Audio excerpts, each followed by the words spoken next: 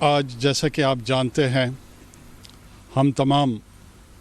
اپنے شہداء کی یاد میں یوم دفاع کے سلسلے میں حاضر ہوئے ہیں اور ان شہداء کو جنہوں نے مادر وطن پہ اپنی جانیں قربان کی ہیں ایک نذرانہ عقیدت پیش کرنے آئے ہیں کہ ہم آپ کو بھولے نہیں ہیں۔ شہداء کا بار بار ہم یہ عرض کرتے چلے آئے ہیں کہ یہ وہ ایک خاص انداز تکلم ایون قرآن میں ان کے لیے بیان کیا گیا ہے۔ کوئی ایسا طبقہ نہیں ہے جس کو بطور طبقہ غالباً ان کو نمایاں کر کے پیش کیا گیا ہو ماں سوائے ان کے جو اللہ کی راہ میں اور اللہ کی راہ میں جانے دینے سے مراد وہ لوگ جو اپنے اپنے دور کے اخلاقیات، قوانین، وطن، عوام، ان کے دفاع میں اپنی اپنی جانیں قربان کرتے ہیں، وہ دراصل اللہ ہی کی راہ میں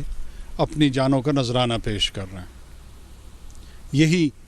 وہ جذبہ تھا جس پہ شاعر مشرق نے فرمایا کہ صلہ شہید کیا ہے تب و تاب جاویدانہ۔ یہ وہ لمحہ ہوتا ہے جس میں ایک فانی ہستی جو ہے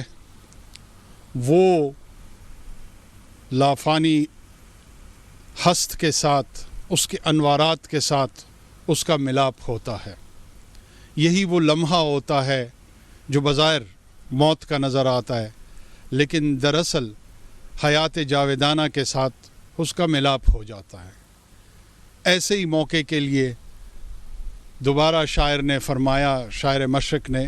کہ یہ بھی ممکن ہے کہ تو موت سے بھی مر نہ سکے۔ یہ فانی زندگی کی جو قربانی ہے اس کا جو صلہ ہے وہ اگر کہتے ہیں کہ کسی کو پتہ لگا